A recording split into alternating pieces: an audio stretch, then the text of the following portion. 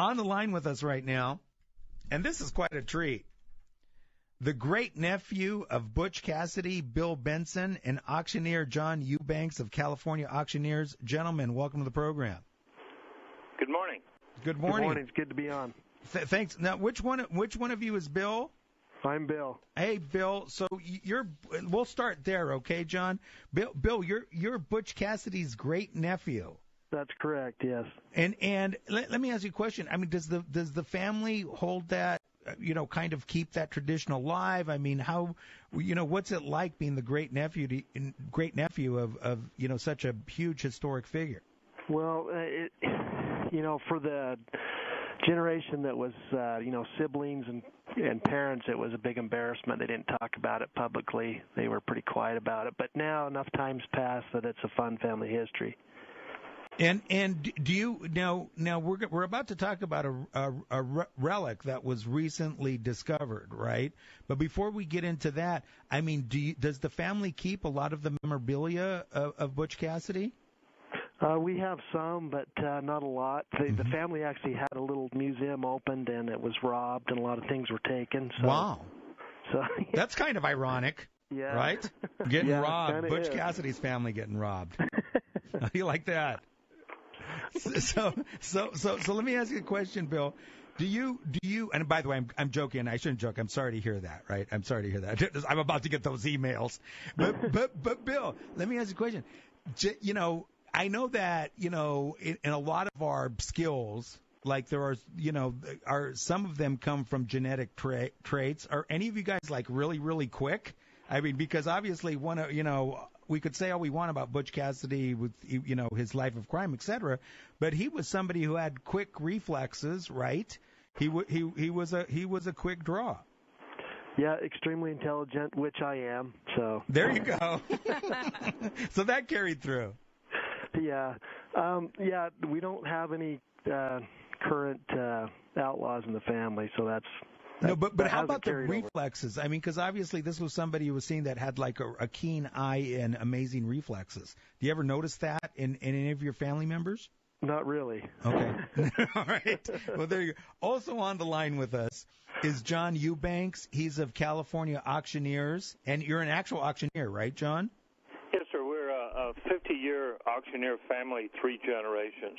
Well, and so tell us about this artifact that was recently, discovered. Well, this is one of the very special American treasures that has been well documented for a number of years, and in the antique firearm business, that's very, very important. So along with the actual Colt 45 comes extremely accurate documentation, including the tag where he turned it into the sheriff in the court when he tried to get amnesty, and I hope my date is right, in 1899. And so definitely, I was about to ask you how it was traced back. So basically, this is a firearm that he had actually turned in. Absolutely. This was the Amnesty Colt 45 that in his attempt to deal with the authorities, a deal was made to turn himself in and he would get amnesty. That did not happen, so it was kept at the courthouse there in Utah for many, many years and then documented through the years with Bill's mother, Lula Betenson, who is well documented to have written and shown the gun, and then a number of other gun authorities throughout time have written articles on it, and so it shows definite reliability. Well, and so John, what is this? And this is a Colt 45, right? And Colt 45. What do you think it's worth? Well, our estimate is $150,000 to $250,000. Wow. And this is sort of in line with some of the other American Wild West artifacts. Not earlier this year, a Billy the Kid tintype sold for $2.3 million up in Denver. So there's a tremendous interest in American history like this. This being one which is so documented and sought after, we thought that was a very realistic estimate in today's world. So, Bill, and just let people know, Bill Betenson is Butch Cassidy's great-nephew. I mean, was this gun lost for a while, or was it just never up for sale? Yeah, it's just been in private collections for a number of years. And how do you feel about it being, that anybody could walk up now, as long as anybody with $250,000 or more, probably, right? It could walk up and get it. I mean, how do you? Well, yeah, I mean, my preference would be for this to be in a museum for everybody to enjoy, but I don't own it, so I don't have that control. So, right. And John, when people buy these type of artifacts.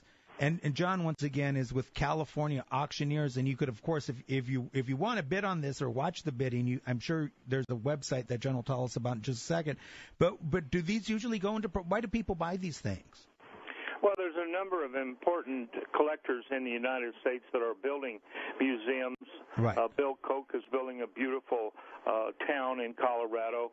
Arnold Duke has an important museum in Ruidoso, and others who are taking American history and making sure that they are available to future generations. And if you do want to know about the gun, we're at www.cal, like California, calauctioneers.com. And the documentation is on our website. The serial number on that gun, of course, is 158402, which is a very famous number because it's documented all the way through with that serial number. Wow. On the line right now, we have the great honor and pleasure of speaking to the great-nephew of Butch Cassidy, Bill Betenson, and John Eubanks of California Auctioneers. Gentlemen, thank you for sticking with me through that break. I wanted to ask you, and of course we're talking about this Colt 45 that is now being auctioned to the highest bidder. And by the way, when is the auction, John? I'm glad you asked that question. It's Sunday, September 30th at 11 a.m. here in Ventura, California on Highway 33. So it's a live auction. You walk in, you register, and you could watch all of this happen.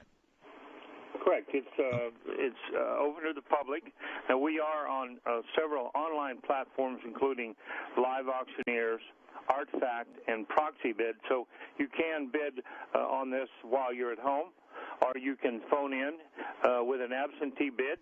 And I would just quickly mention, on our website is a fabulous video that was made by Junior Ocampo on the Butch Cassidy Amnesty gun that's on our website. It's on YouTube. It's a YouTube about 10 minutes, and the documentation is on the website as well. Okay, terrific.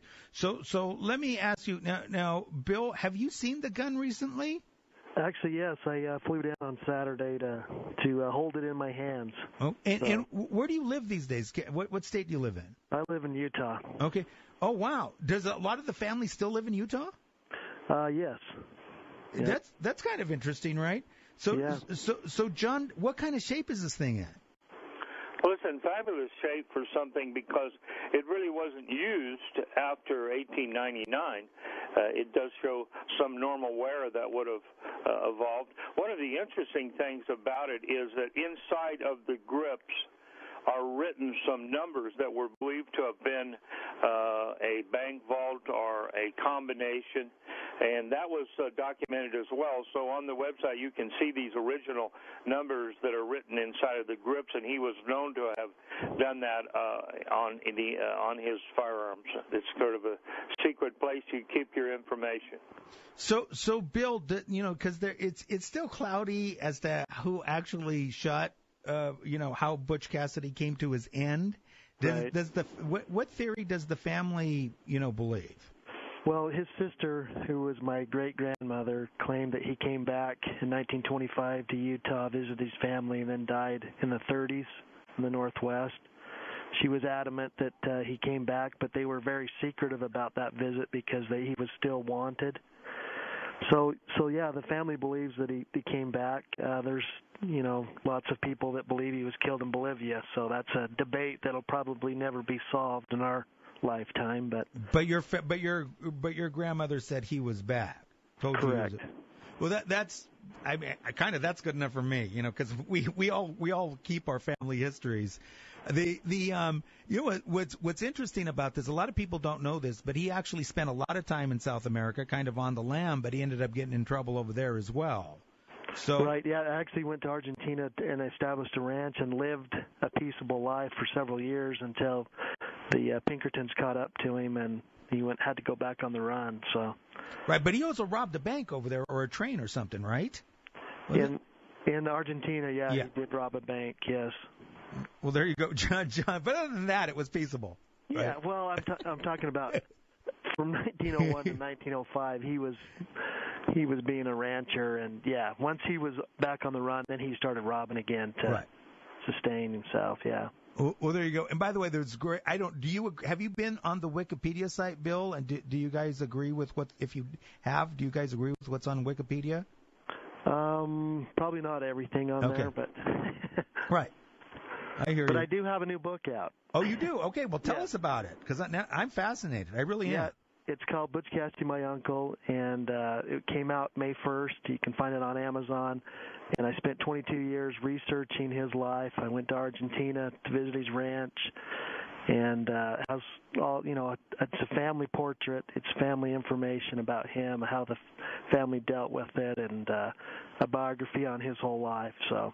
Well, I'll definitely look for it, Bill. What is it called again? Butch Cassidy, My Uncle. Is it out already? It is out, okay. Yes. I'll definitely look for it. John Eubanks of California Auctioneers. You guys have been in the auction business for a long time, right? And for how many years now? 50 years. Okay. So one thing I'll throw at you is that unlike other outlaws, Butch was very well liked by law enforcement and people in that area.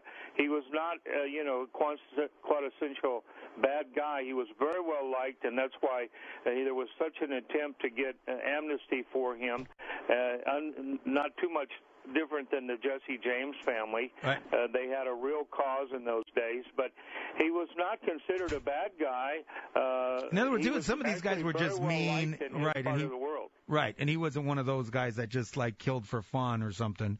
They never proved that he ever killed anybody, and that was one of the questions about amnesty. Okay, John, let me ask you a question, because I know a lot of people are curious about this. What's the profile, if you can, of somebody that walks in and lays down $250,000 or more for this type of an artifact? I mean, who are these people? But let me tell you, if I had it after talking to Bill and you, if I had that kind of money to throw around, I'd definitely get it. I'd be in there, right? Because now I'm fascinated. But obviously, who is the typical kind of person for this? Well, what's exciting about the auction business is that it's a public auction. You can be anybody as long as you're willing to come in and participate and pay for your purchases. And there's no science to who's going to come in here and buy it. There are people who have collections that are very serious about American history artifacts, whether Native American or Wild West.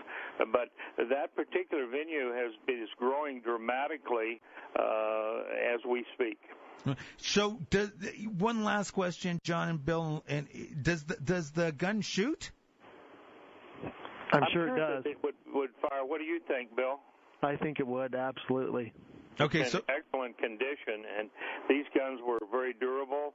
And I would tell you that the person who buys it will shoot it. Really?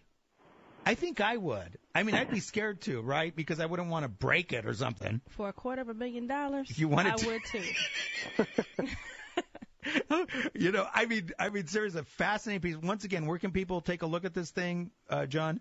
We're here in Ventura, California. No, I'm talking online. 8597 Ventura Avenue. Okay, and online? California Auctioneers, and at www.calauctioneers.com. Okay, and this is a Colt 45. used and owned by Butch Cassidy. We've been speaking to Butch Cassidy's great-nephew, Bill Betenson, and auctioneer John Eubanks of California Auctioneers. Both of you gentlemen, thank you for spending time with us today. And Bill, what's the name of your book? Because I'm going to look for it.